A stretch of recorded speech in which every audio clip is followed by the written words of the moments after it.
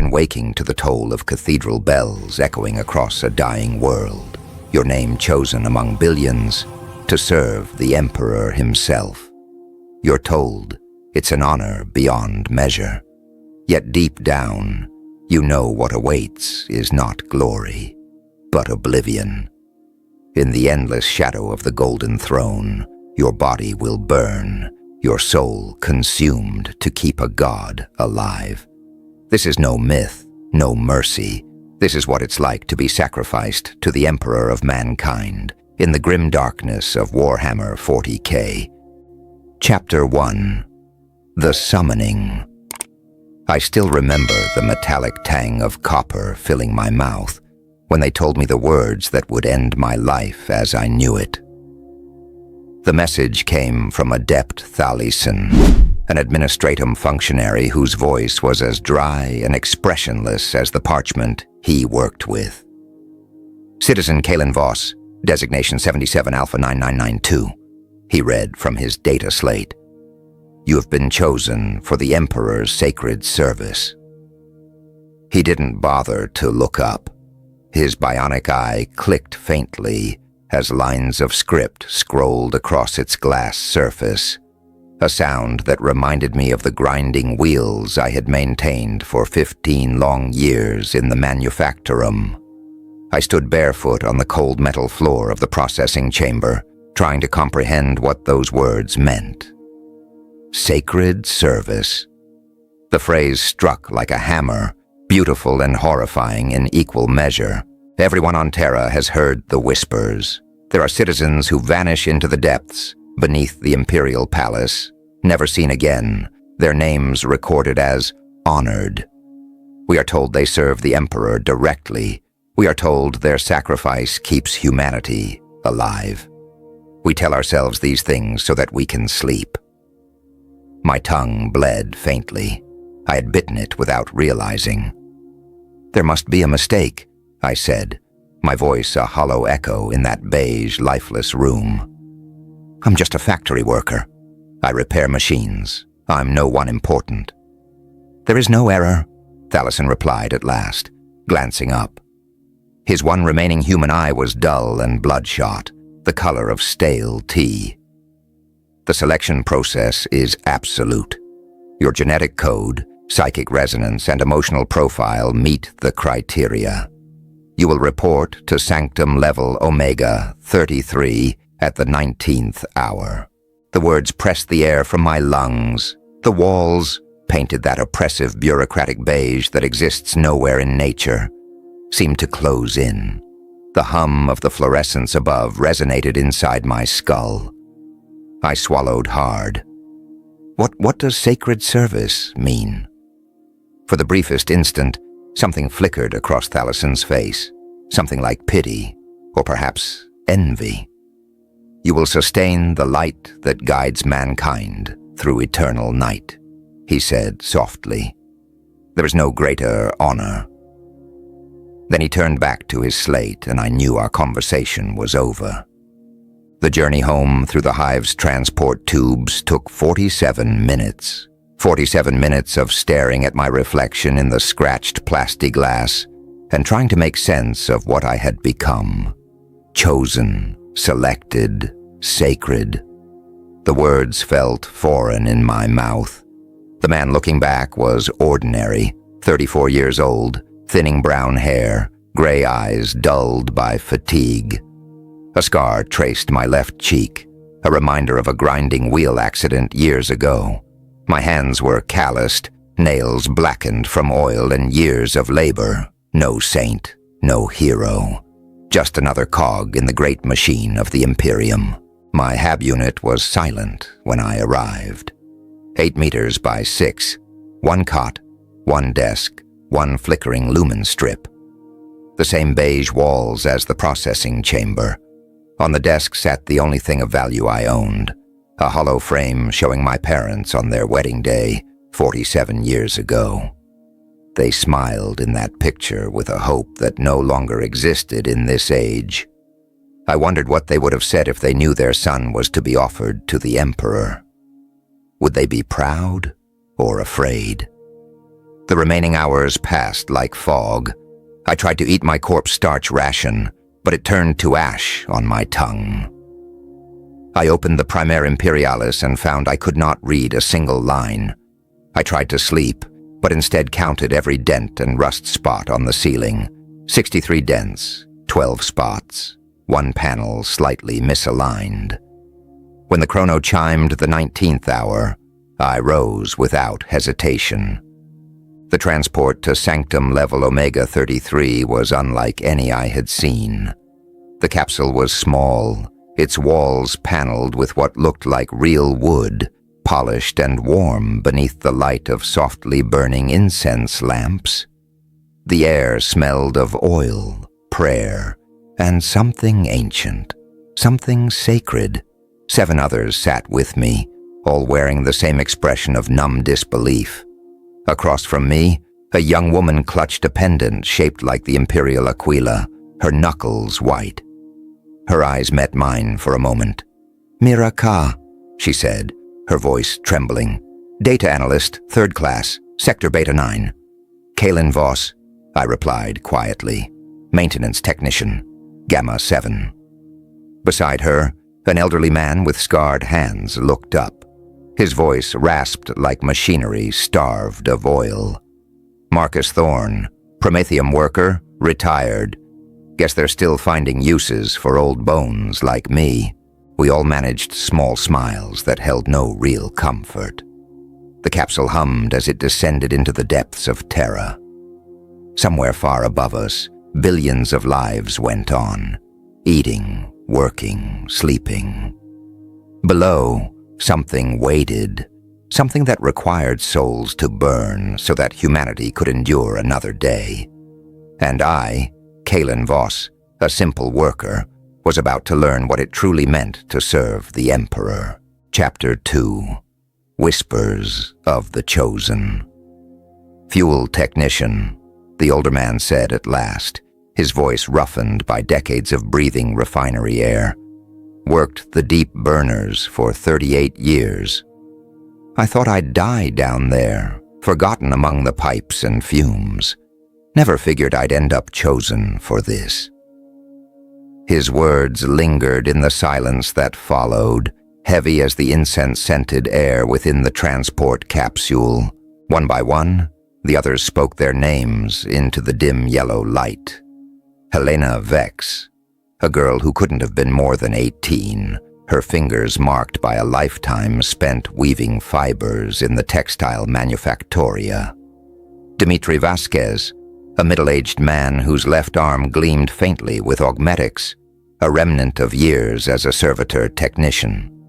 Jiren Kole, a jittery youth plucked from one of the hive's underhalls, his eyes darting constantly as though expecting danger even here. And Senna Thales, an aged woman with the cracked hands of someone who had coaxed life from poisoned soil in the agridomes of Terra's desolate surface.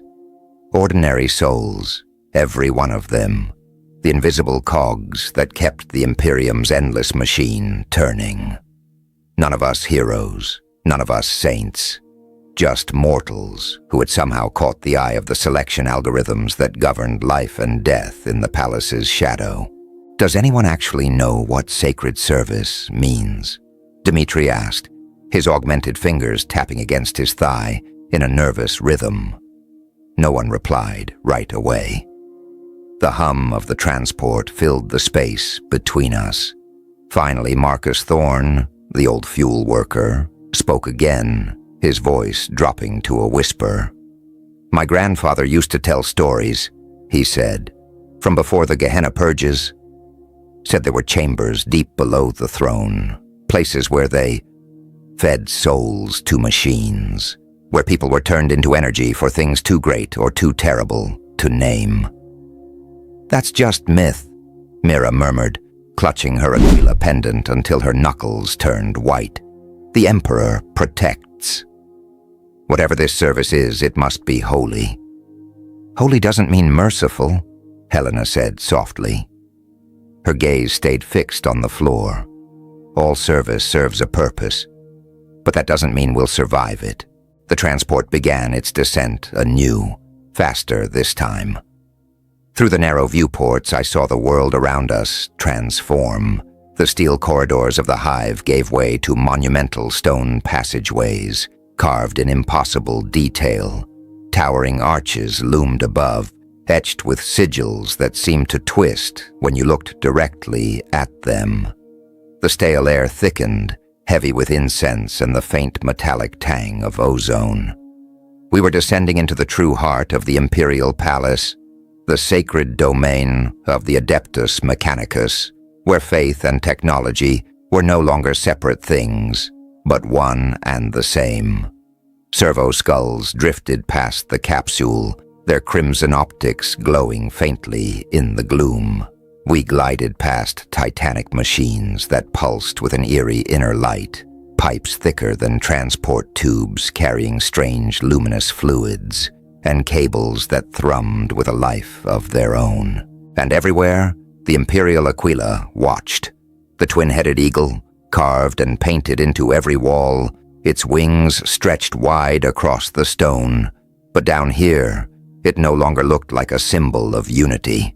Its eyes gleamed with something predatory, hungry, as though it were not guarding humanity, but feeding upon it. Our descent seemed endless. We passed smoldering foundries that glowed like miniature suns, libraries where servo-scribes scratched words into sheets of stretched human skin, and laboratories filled with grotesque silhouettes suspended in nutrient tanks. The deeper we went, the heavier the weight of millennia pressed upon us. The burden of worship, machinery, and madness fused into one suffocating whole. At last, the capsule came to a stop with a faint hiss. The doors slid open to reveal a corridor swallowed by shadows. Statues of saints lined the path ahead, their faces twisted between ecstasy and agony, their hands forever reaching towards something unseen. Dim lumens flickered in alcoves, making the statues seem to shift and breathe. "Citizens," came a voice, cold, metallic, without a trace of humanity. "You will disembark. You will follow. You will not speak unless commanded." The speaker was a figure draped in crimson robes, his face hidden behind a brass mask, fashioned into the shape of a human skull. His gestures were deliberate, mechanical, like a machine pretending to remember what it meant to be alive. Several other adepts waited behind him, motionless as the stone saints around them. We followed without a word. The corridors stretched endlessly, lit by flickering lumen strips and the glow of sacred machinery. The air grew heavy with the scent of oil and sanctified smoke. In the distance, I heard the low hum of massive reactors, the rhythmic chant of tech priests conducting their rites, the whisper of servo skulls gliding through the dark, and beneath it all, a deeper sound, a pulse felt more than heard, the heartbeat of something ancient and immense. We passed through checkpoints guarded by Skitari rangers, their augmented limbs clicking and whirring as they scanned us with strange humming devices. Each threshold we crossed felt like one more door closing behind us, sealing us away from the world above. The architecture shifted again, smooth marble giving way to jagged stone, carvings turning from holy scripture into writhing, impossible symbols that seemed to shimmer with malicious intent. The temperature began to fluctuate wildly, moments of blistering heat followed by sudden biting cold. The air thickened, each breath an effort. When the lumens flickered out for a brief moment, the darkness pressed close, suffocating. And in that darkness, I heard it. A sound that did not belong in the world of men. It was a cry, not loud, but ancient. A note of anguish so profound it seemed to reach inside me and twist something vital. Then the lights flickered back on, and the adepts walked on as though nothing had happened. I wanted to believe I'd imagined it, but deep down, I knew I hadn't. Something in the dark had called out, and we were walking straight toward it. Chapter 3. March of the Faithful. Even as the sound faded into the hum of the descending transport, I knew it would stay with me for however long I had left to live. It hadn't just been a noise. It was a scream from somewhere too deep, too far gone for sound to exist. Something in that cry had reached through the walls, through my chest, and left a mark on my soul. When at last the transport doors opened, we stepped into a vast archway that seemed carved not by hands, but by the will of gods. Two figures stood sentinel on either side, custodian guards. Even motionless, they radiated an authority that made my lungs tighten. They were colossal in golden armor, their every movement, or lack of it, imbued with silent menace. Their guardian spears glimmered with restrained power, each one humming faintly with the energy of a dying star. They didn't speak. They didn't have to. Their presence alone declared that we stood at the threshold of something sacred, terrible, and absolute. Beyond them lay a chamber vast enough to swallow sound. Its domed ceiling vanished into shadow, and along its curved walls were alcoves, dozens of them. Each one housed a throne. And at the very center of the room, on a raised dais, was the throne. It was a grotesque marvel, carved from a black substance that devoured the light around it. Wires, tubes, and conduits snaked from its base like a nest of mechanical serpents, burrowing into the walls and floor. Crystalline nodes jutted from its back and arms, pulsing faintly as if the thing were alive. And then I saw them, the figures seated in the surrounding thrones. At first I thought they were statues. Then one of them breathed. They were alive, barely. Their bodies slumped, their eyes rolled back to reveal only whites. Tubes and needles pierced their flesh. Cables fed into their skulls, spines, and veins.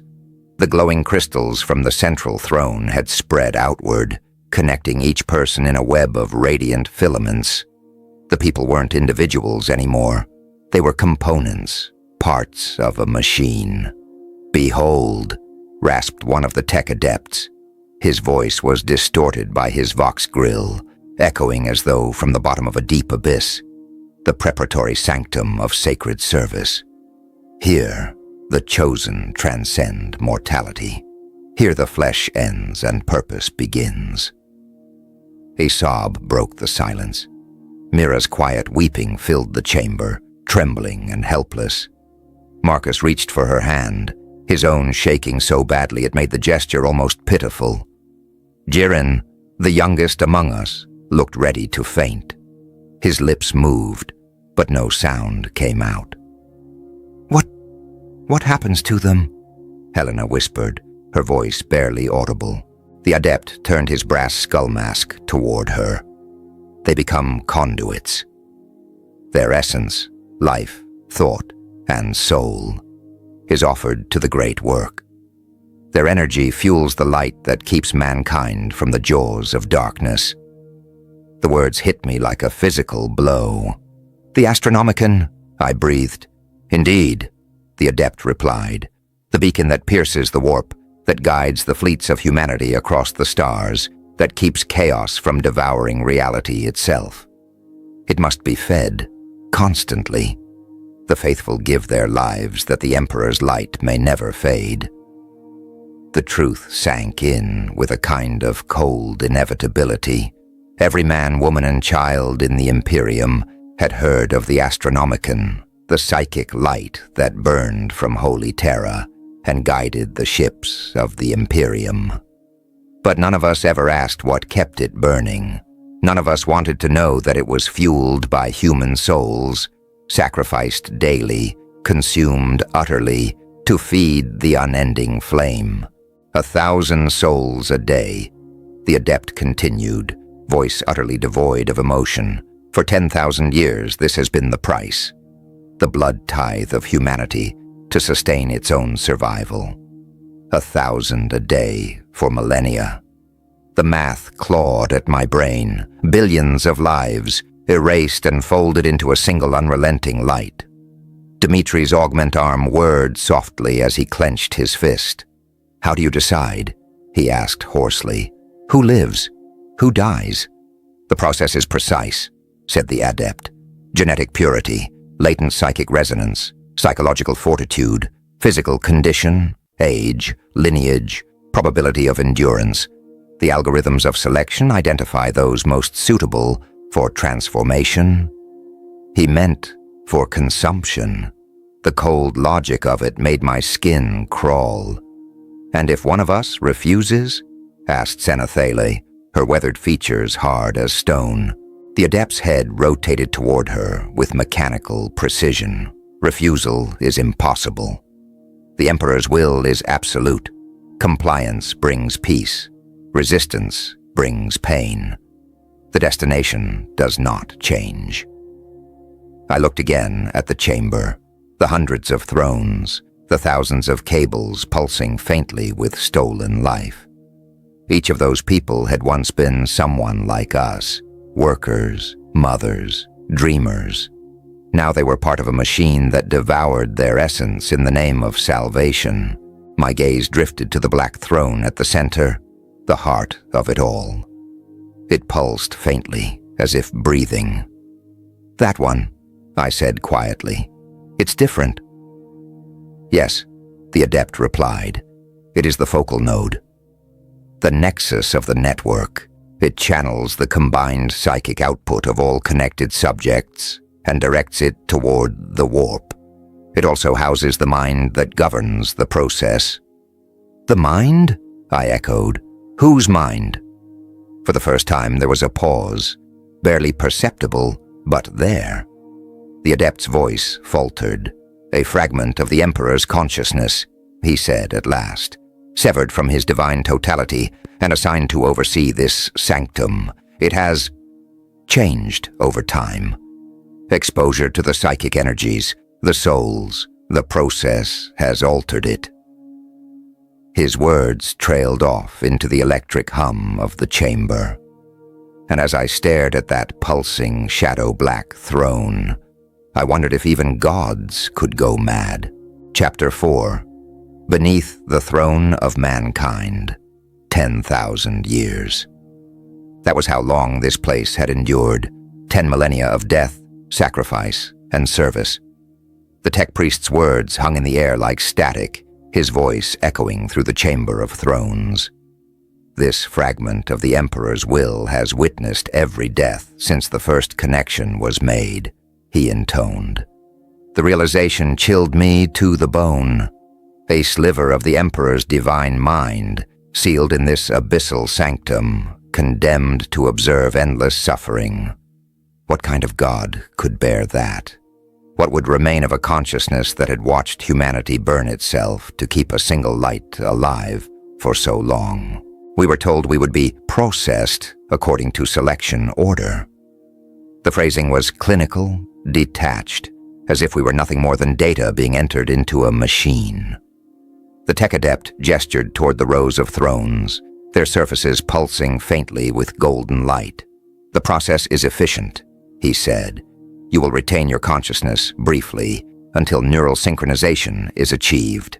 Then your essence will merge with the whole." Mira was the first to be taken.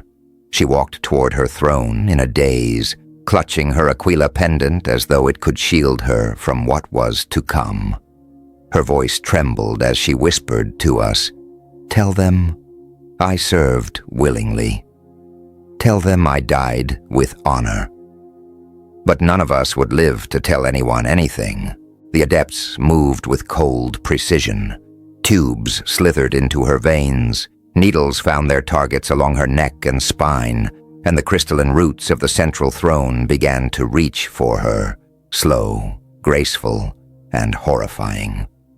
When they touched, her body jerked violently. Her scream tore through the chamber, raw and endless, before cutting off in an instant. Her head fell forward, her eyes blank and unseeing. The tech adept's instruments flickered with readings. "Connection stabilized. Integration at 97%. Psychic resonance within tolerance," he droned. Mira once a human being, was now nothing more than a spark in an endless machine. Marcus was next. The old man's face was lined with years of labor and exhaustion, but he met his fate with stoic resignation. "Worked with fire my whole life," he murmured. "Guess it's fitting I become fire in the end."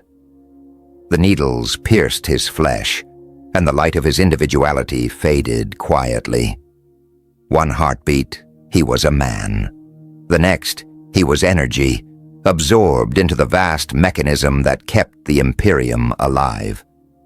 Then Helena followed, then Dmitri, then young Yarn, who tried not to cry but failed when the crystalline tendrils crept along his temples. Each person vanished into the same consuming light, their souls stripped bare and fed to the engine of divinity. Only Senna remained before me. The throne was unnervingly warm beneath me, almost alive. The surface pulsed faintly, as though it drew breath. As the restraints closed around my wrists and ankles, I saw movement within the crystalline lattice of the great central throne. A shape, a face. Human once, but distorted beyond recognition by millennia of exposure to unimaginable power. And then I saw the eyes filled with ancient sorrow, bottomless and knowing. The fragment of the Emperor's mind was looking back at me. The first needle slid into my arm, and the pain came. Not the searing kind that tears through flesh, but something far deeper. It was as though my very soul was being unraveled thread by thread. I felt the machine digging through my memories like an archivist sifting old data. My first day at the manufactorum, the pride of repairing a broken machine, the laughter of a girl I once loved, the scent of rain on the hive rooftops, every joy, every regret, catalogued and dissected. Yet beneath that cold intelligence I sensed something else, something that didn't belong to the machine at all. It was older, tired, aching with sorrow that spanned eternity. The fragment of the Emperor wasn't just a processor of souls, it was a prisoner. It mourned each death it consumed, even as it was forced to continue the endless harvest. Every soul that joined the Astronomican fed the light that guided humanity, but with each one, a small piece of that divine consciousness withered. In that moment, I understood the horror and the tragedy of it all. The Imperium's salvation was built not merely on sacrifice, but on endless suffering shared by God and mortal alike. Beneath the throne of mankind, there was no glory, only grief eternal. Chapter 5. The Chamber of Light and Death. "I am sorry," the voice whispered, not through sound, but directly into what was left of my unraveling mind. It was not the cold, metallic cadence of a machine, nor the commanding voice of a god. It was weary, human, the voice of someone who had borne an impossible burden for far too long. "I am so very sorry." The sorrow in those words struck deeper than the needles piercing my flesh. "Why?" I asked. Though whether I spoke aloud or simply thought it, I could no longer tell. In answer, the universe opened before me. Not as a vision seen with eyes, but as a flood of meaning pouring straight into my consciousness. I saw the galaxy through the Emperor's eyes, millions of worlds turning in the void, each one fragile and precious, held together by faith and fire. Ships glided through the madness of the warp, guided by the faint but steady light of the Astronomican. I saw colonies blooming on distant alien worlds, children born under foreign suns, humanity spreading like a spark, struggling to survive in a storm of darkness. Then the shadow fell. The vision darkened as I beheld the endless enemies pressing against humanity's borders, the roaring fleets of chaos spilling from the Eye of Terror like blood from an open wound, the tyrannid swarms, living hunger descending from the galactic fringe, the brutal orc warbands growing like a green tide, unstoppable and eager for slaughter. and deeper still, the silent awakening of the Necron tomb worlds, ancient gods of metal rising from eons of slumber. "This is the truth," the voice said. "The choice is not between good and evil. It is between survival and extinction." I tried to resist, though my identity was already fraying. "The price is too high," I said, or thought. "Yes," the voice agreed softly, heavy with grief. "It is. But the alternative is far worse." And then came new visions, terrible ones.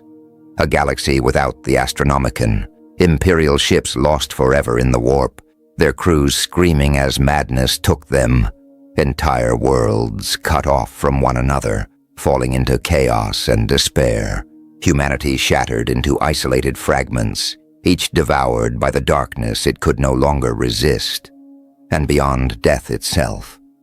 I saw what awaited those lost souls, trapped for eternity in the warp, twisted and tormented by demons until all that remained was agony. "This is the price," the voice murmured, trembling with 10,000 years of guilt. "A few must burn, so that the species endures. I have made this choice 10 million times, and I will make it 10 million more." In that moment, I understood. The fragment of the Emperor's mind, the consciousness imprisoned within this vast machine, was no mere automaton measuring lives by efficiency. It was a being haunted by every name, every scream, every sacrifice. It remembered all who had died upon these thrones.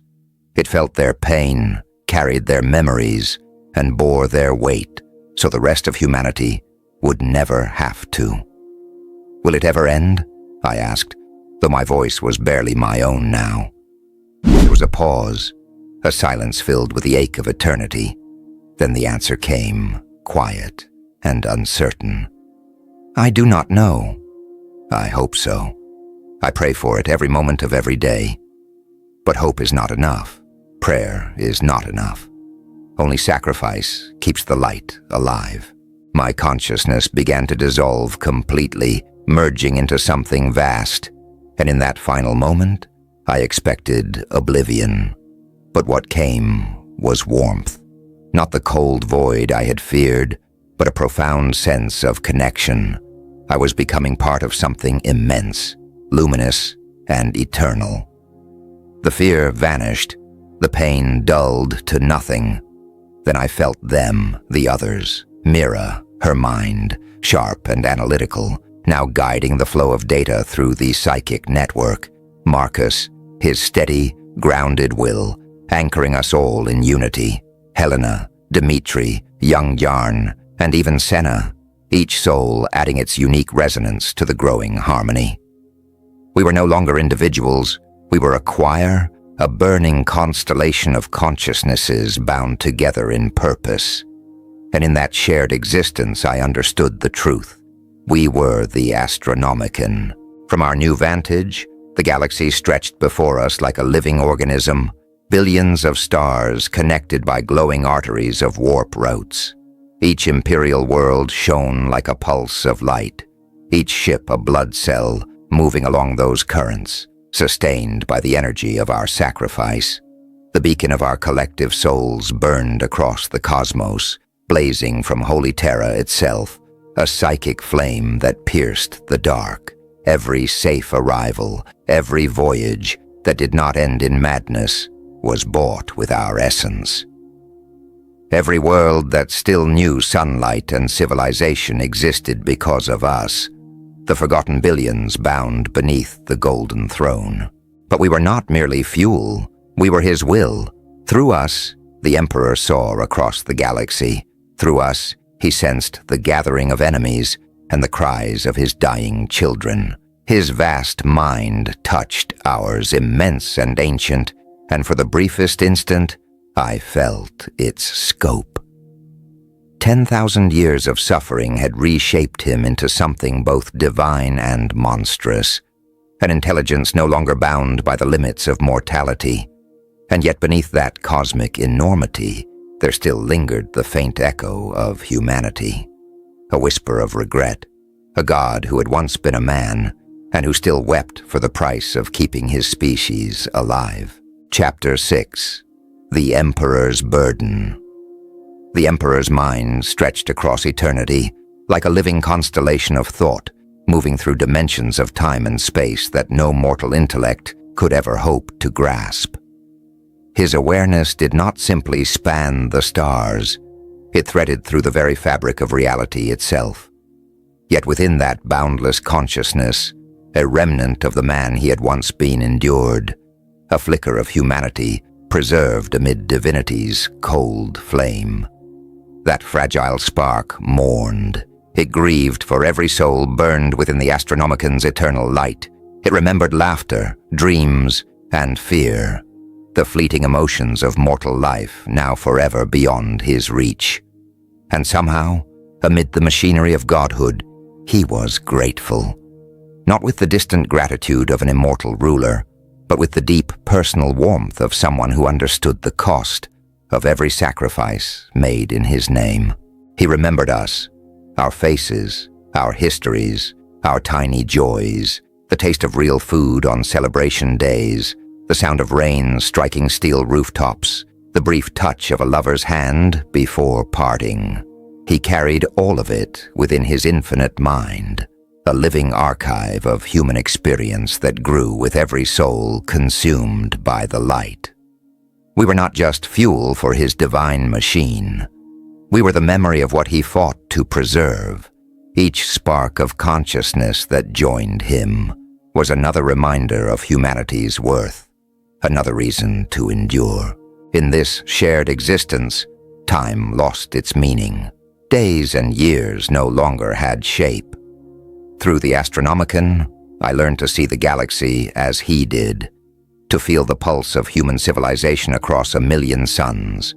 I could sense the ships crying out for guidance, and through us, he answered. Our light carved safe pathways through the nightmares of the warp. I felt colonies in distress, their desperate prayers rising through the immaterium, and the Emperor's will flowing through us to offer aid, shifting fleets and armies with a single thought that spanned thousands of light years. But with sight came horror. Darkness pressed in from every horizon. From the eye of terror, I felt chaos stir, its fleets of impossible geometry, its demon princes gathering armies of madness for another crusade against reality itself. Heretic cults whispered in hidden places on once loyal worlds, spreading corruption like a disease of the soul. From the galactic rim, I sensed the tyrannid swarms, the great devourer, an unending hunger drifting between galaxies, its tendrils testing the outer systems like claws scratching at a door. Even splinter fleets, small fragments of the greater swarm, were capable of consuming entire sectors before the Imperium could respond. And beyond them, the orcs, green tides of violence, growing more cunning, more dangerous with each battle. Their wars began as mindless slaughter, but evolved into organized campaigns of annihilation. Then came the Necrons, awakening one tomb world at a time, ancient lords of metal, armed with sciences so advanced they resembled sorcery. Their mechanical minds believed the galaxy theirs by right, their claim older than humanity's first spark of civilization, and still there were darker things, entities that existed in the void between realities, feeding on existence itself, whispering into the dreams of mortals, offering power and knowledge in exchange for the keys to destruction. They pressed against the walls of creation, seeking every fracture, every weakness, growing stronger each time someone dared to listen. The Emperor saw it all. Every war, every prayer, every act of rebellion, and every moment of courage. His awareness extended to every soul who whispered his name in devotion, and to every ship that bore his sigil through the stars. His mind, vast and unending, held together an empire that should have collapsed 10,000 years ago. But he did not rule through power alone. Though his strength was godlike, It was his will that bound the Imperium together, the sheer unbreakable refusal to surrender. He endured not out of pride, but out of duty, out of love for a species that no longer even remembered how to love him in return. His determination to protect humanity transcended the limits of mercy, even the limits of sanity. Yet I could feel his self-awareness, the quiet knowledge of what he had become. In the rare silences between crises, his consciousness turned inward, haunted by the irony of his existence. He had become everything he once sought to destroy, a god, enthroned in gold, fed by the lifeblood of his people, worshipped by the very empire he once dreamed would need no gods at all. And yet, he was still humanity's savior, even as a monster, even as a tyrant, because the alternative, the extinction of mankind, was far worse. Someone had to carry the burden of damnation so that others could live free of it. We could all feel his sorrow, an ocean of grief stretching across 10 millennia. Every atrocity committed in his name, every life offered to the flames of survival, weighed upon him. He bore it without relief, without rest, because he had to. There was no one else who could. Through that connection, I began to understand what the eternal war truly was. Not a simple tale of good against evil, but a struggle between the very concepts of existence. The forces of chaos sought to unmake reality, to twist it into an endless dream where emotion ruled all and truth itself dissolved. They promised freedom, but offered only oblivion, where thought and identity would melt into the tide of madness forever. And opposite them, the Tyranids represented another kind of ending, a universe without thought, without feeling, without memory. Not chaos, but consumption. Their victory would leave behind only silence, no suffering, no life, nothing. Between those extremes stood humanity, fragile, flawed, endlessly struggling to hold on to meaning in a cosmos that wanted nothing more than to erase it. And at the center of it all, chained to his throne of gold, the Emperor endured, not for glory, not for power, but because someone had to bear the burden of keeping the light alive. Chapter 7. The Becoming. The Necrons sought not chaos or hunger, but perfect order, an eternal dominion where all life was still and silent beneath the rule of metal. They had traded the frailty of flesh for the cold certainty of living still, embracing immortality at the cost of their souls. To them, the galaxy was flawed precisely because it lived. Decay, emotion, evolution. These were imperfections to be erased. Their dream was not life everlasting, but death unending. A machine reality where organic thought had no place. Every enemy of mankind, be it chaos, Tyranid, or Necron, offered a different flavor of oblivion. Each sought to end the song of human consciousness forever. And against them all, battered and bleeding but still unbroken, stood the Imperium of Man. A decaying empire propped up by faith and fear, monstrous in its cruelty, yet magnificent in its endurance. It was humanity's final fortress against the dark, and at its very heart sat the Golden Throne, the anchor of the Emperor's will, the core around which everything else revolved.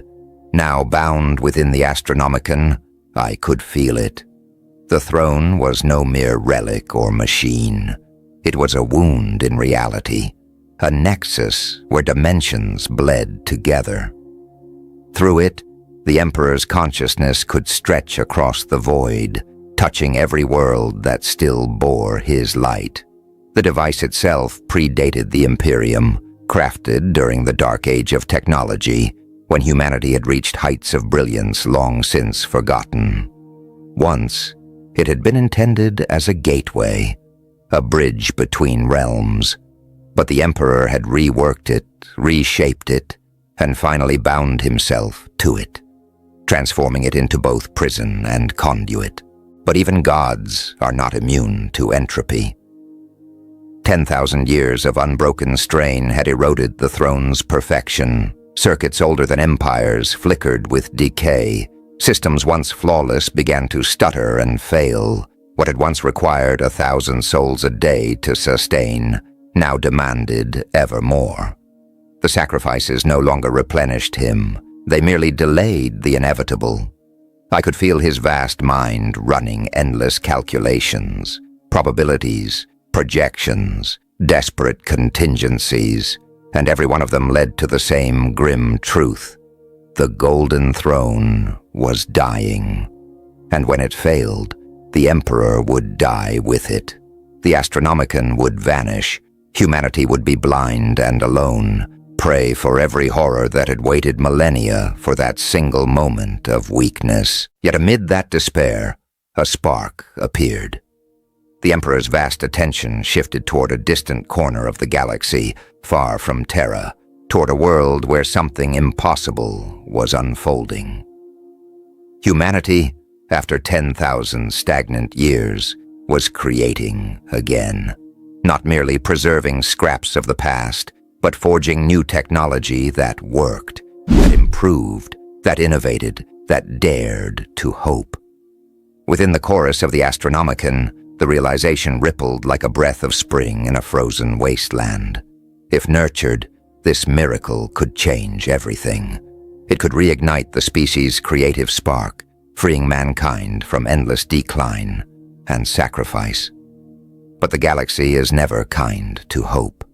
The forces of ruin had seen it too. Chaos moved to corrupt it. Orc warbands converged, eager to loot and destroy. Tyrannid scouts drifted closer, drawn by the scent of new life. The Emperor's will hardened like a blade. Power surged through the Astronomican, burning through us like wildfire as his divine focus pierced the stars. Across the void, miracles began to unfold. Space Marine chapters received visions of urgent crusades. Imperial Guard regiments, scattered and broken, suddenly found themselves reinforced by armies that should have been half a galaxy away. Tech priests uncovered lost fragments of ancient STC data, relics thought vanished since the Age of Strife. Blueprints that could shield this new dawn. The cost was unimaginable. Each act of intervention drew upon our shared essence. Souls within the choir flared and vanished, their energy spent in service of his design. Some were simply snuffed out, their consciousness fading into silence. Others endured but diminished, hollowed out by the strain. And still, the Emperor pushed onward. His light flared brighter, even as it devoured everything that fed it. But even that was not enough. The war in that distant sector teetered on the edge of collapse. Chaos advanced. The orcs raged. The Tyrannids fed. The fragile dream of rebirth was moments from extinction. Then I felt the Emperor's mind turn inward, toward the hidden depths of the Golden Throne, toward systems sealed since the Horus Heresy, toward powers he had sworn never to awaken again. And then it began. At first the change was subtle, a tremor in the fabric of reality, a strange resonance that vibrated through the Astronomican. The walls between dimensions grew thin, but unlike the uncontrolled madness of the warp, this was something deliberate, sculpted by will. The Emperor was not falling into chaos, he was reshaping it. The distinction between matter and the immaterial began to blur, creating a zone of divine convergence, a realm where his consciousness could manifest directly, free from the failing systems of the throne. Terror and awe mingled within us. We were witnessing the birth of something utterly new, a being not bound by the limits of flesh or machine. The Emperor was ascending, not as the broken god he had been forced to become, but as something greater. His will rippled through the galaxy like a tidal wave, and every soul bound to him felt it. We were not merely feeding his power. We were becoming part of it. Our essence folded into his, our individual selves dissolving not into nothingness, but into a radiant, collective awareness. It was not like the Tyrannid hive mind, cold and consuming. It was warm, alive, human. We were merging into a consciousness that carried all we had been, the laughter, the pain, the dreams of billions, woven into the tapestry of his awakening. But transcendence demanded sacrifice. The energy required for such an act was beyond measure. Systems deep within the throne began to rupture as their power was drained. The psychic flame that sustained the Astronomican flared wildly, and we began to burn. Not the slow, steady burning of ritual sacrifice, but a cataclysmic conflagration that consumed everything we were. One by one, the souls around me vanished into that radiant fire. I felt Mira's presence flicker and fade. Marcus, steadfast, resolute Marcus, followed soon after. The choir's song became a scream, then silence. And then it was my turn. Memories of my life, my childhood in the hive, the factory heat, the smell of oil and iron, the laughter of the girl I'd once loved, all slipped away, offered to the flame. Yet as my individuality crumbled, I felt something extraordinary. Unity. The boundaries between us dissolved, and instead of annihilation, we found creation. We were not dying, we were becoming. The Emperor was no longer merely sustaining humanity. He was remaking it, binding us all into something vast, luminous and eternal, the birth of a true God, the dawn of something the galaxy had never seen before. And as my final thought flickered out, I realized perhaps this had been his plan all along. Chapter 8. The Price of Eternity. We were no longer merely servants or fuel for the Emperor's endless machine. We were becoming him. Each soul, every spark of consciousness that had once burned alone, was now a thread woven into the fabric of divinity itself. Our memories merged with his, our experiences layered upon the vast architecture of his mind. What we had once called humanity, our joy, our pain, our love, our fear, became the foundation of his ascension. And in that radiant moment, I finally understood the truth. We were never meant to die. We were chosen to live forever, not as ghosts, but as part of something eternal.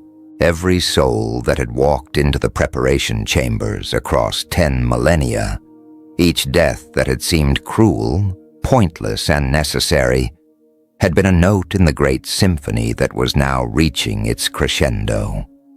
The Emperor's transformation rippled outward from Holy Terra like a tide of pure golden will, reshaping the very nature of reality as it passed.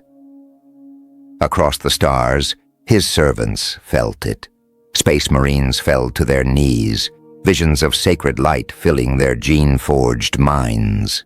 Imperial Guard commanders, once cornered and desperate, suddenly saw paths to victory no mortal strategist could have conceived.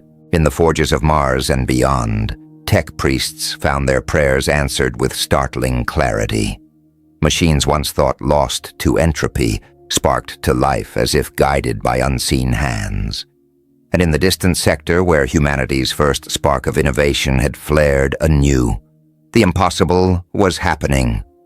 Chaos fleets stalled mid-transit, their warp drives sputtering as reality itself began to reject them. Orc warbands turned their guns upon one another as their crude machinery failed. Even the Tyrannids recoiled, their hive ships unable to digest the new altered fabric of space-time that surrounded human worlds.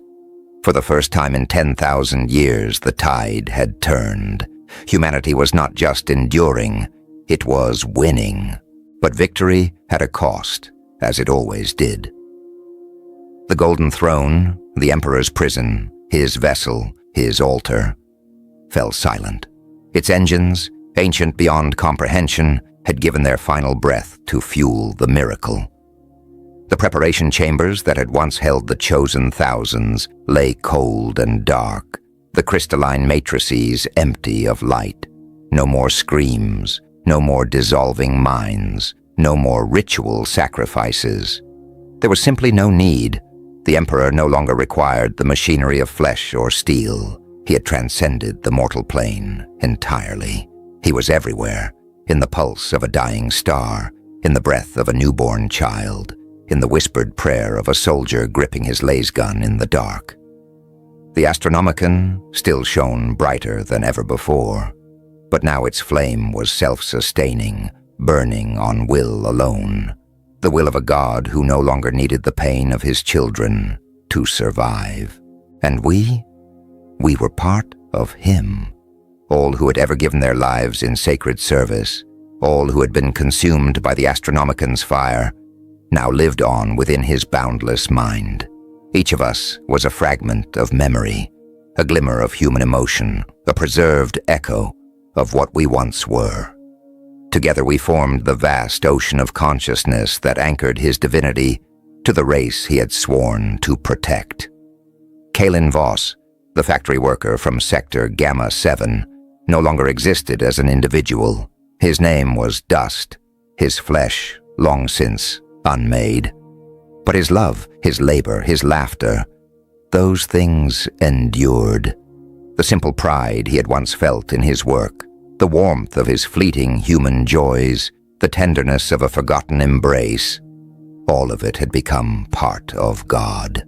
And in turn, God was part of him. The transformation was far from finished.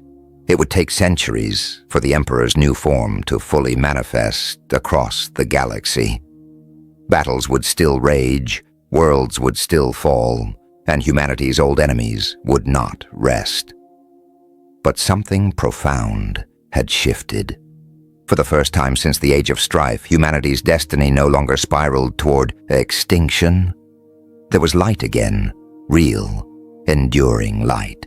New technologies would spread like wildfire, no longer choked by superstition or fear. Colonies would rise on worlds once thought unreachable. The very veil between the material realm and the warp grew thicker, stronger, blunting the claws of demons and nightmares that had haunted mankind for so long. There would still be suffering, still be death, still be the endless grind of survival. But now there was also purpose, growth, hope, the belief that tomorrow could be better than today. And that belief was worth everything, every scream, every loss, every soul that had burned away on the altar of the throne. All of it had been for this, for a future finally secured. The great cycle had turned one final time. The fire that had once devoured humanity's children now shone as a beacon of rebirth. The Emperor had truly become divine, not merely worshipped as a god, but transformed into one. And we, the faithful who had sacrificed everything, became his eternal foundation, the chorus that would echo through infinity. The song that once lamented endless suffering had changed. It was no longer a dirge, but a hymn, a celebration, a promise. The light that had guided humanity through the long night would never fade again. Across the stars, ships found their way with miraculous ease. Colonists on distant worlds looked to alien skies and saw the Astronomican burning like a second sun. The faithful knelt in prayer, their words answered not with silence but with warmth, real, tangible grace, as if the Emperor himself stood beside them once more. The long night was ending. The dawn of a new age had begun. And in that golden light, the souls of the sacrificed sang, not in pain, but in triumph. Their individual voices blended into one eternal harmony, preserved forever in the consciousness of the God they had helped create. Sacred service had fulfilled its purpose. The price had been paid. The future was secure. And in that eternal promise, in that endless, shining unity, every death was justified. Every pain made sacred, every sacrifice redeemed. The Emperor protects. and we, his eternal servants, were now his protection made manifest, forever and always, without end. Here's the full analysis of what it's like to be sacrificed to the Emperor. Chapter 1. The Summoning. The story opens with a haunting calm. Our narrator, a worker in a decaying city of faith and obedience, is abruptly summoned, his name chosen among thousands, to serve the Emperor. The air around him thickens with both pride and dread. To be chosen is considered the highest honor, but beneath the ceremonial music lies a dark understanding. No one ever returns. As soldiers escort him away, the city watches in reverent silence, and he begins to sense the crushing weight of destiny. Lesson Dam? Theme. Blind devotion can disguise terror. When faith demands unquestioning obedience, even sacrifice can be mistaken for holiness. Viewer, question. If chosen for an honor everyone fears, would you accept it as duty or question its purpose? Chapter 2. Whispers of the Chosen. Within the dim halls of transport, the narrator meets others like him, young, old, broken, and hopeful. Each clings to a different belief. Some think they'll ascend to paradise. Others suspect they're walking toward death. The silence among them is heavy, filled with unspoken truth. A woman hums a prayer, her voice trembling as though pleading not to be heard. The narrator observes how faith fractures under fear, how belief can both sustain and destroy. Lesson/theme. True faith is not proven by sacrifice, but by the courage to seek understanding. Viewer, question. Do you think belief is stronger when it comforts us, or when it challenges what we fear? Chapter 3. March of the Faithful. The group is led deep into the Emperor's sanctum, a labyrinth of cathedrals carved in stone, illuminated by pale, eternal light. Statues of saints stare down at them as chants echo from unseen chambers. The deeper they go, the less human the world feels. The narrator describes the rhythmic march as hypnotic, each footstep blending devotion with doom. For the first time he wonders, is this pilgrimage for the Emperor's glory or humanity's control? Lesson/theme. Ritual without reflection becomes machinery of the mind, repetition that erases individuality. Viewer, question. When does loyalty stop being noble and start becoming surrender? Chapter 4. Beneath the throne of mankind. Here, the mystery deepens. The chosen enter a subterranean complex, vast machines breathing like living things.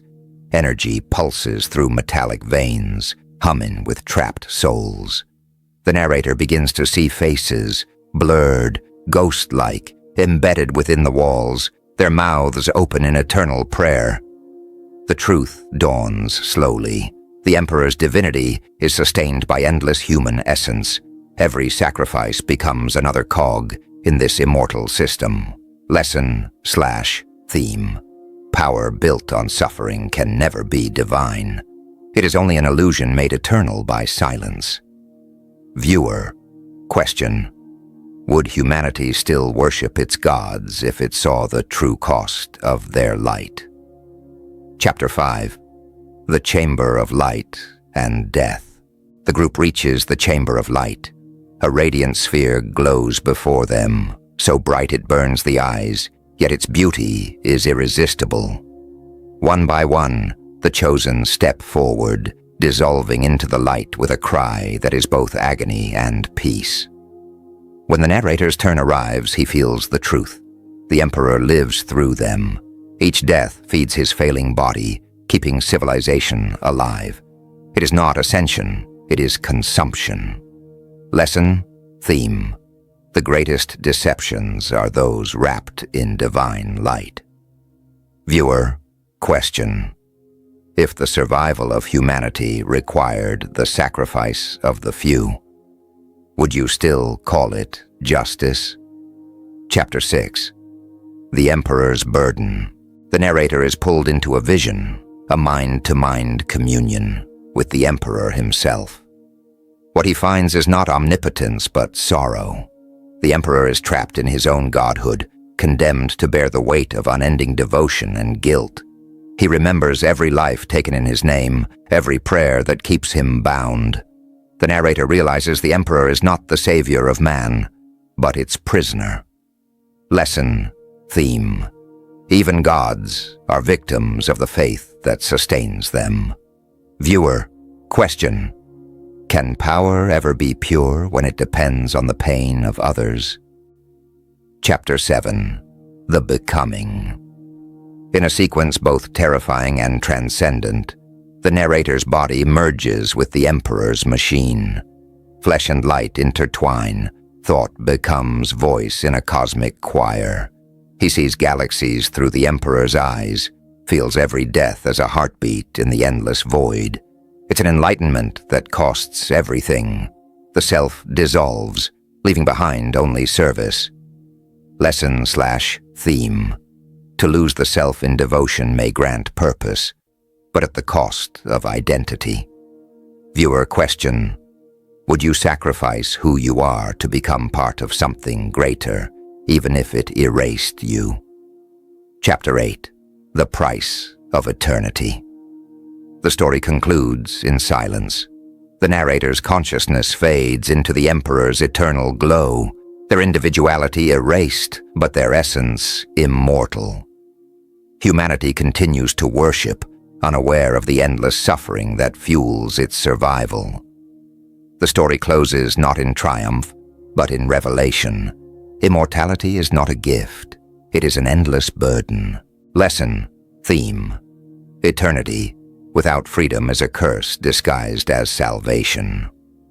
Viewer, question.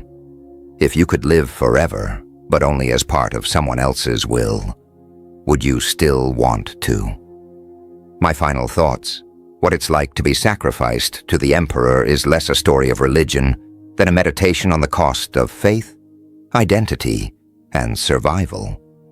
Through the eyes of one chosen soul, we glimpse the fine line between reverence and enslavement, between divinity and despair. It compels us to ask how much humanity is willing to give to preserve its gods, and what happens when devotion becomes dependence. If this story left you questioning the boundaries between faith, sacrifice, and power, don't forget to subscribe for more mysteries and speculative journeys like this one. Your curiosity keeps these stories alive, one revelation at a time.